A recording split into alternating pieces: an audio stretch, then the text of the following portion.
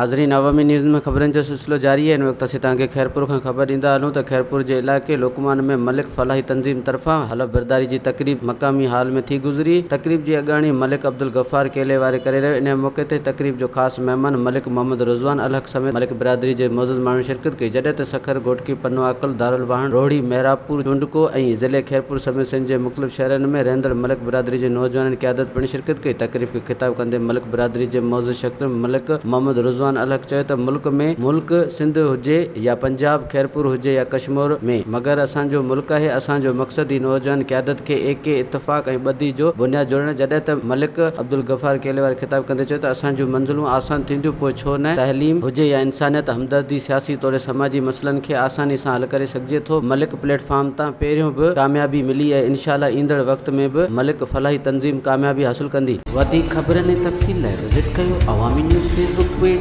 YouTube page ऐं अवामी news website.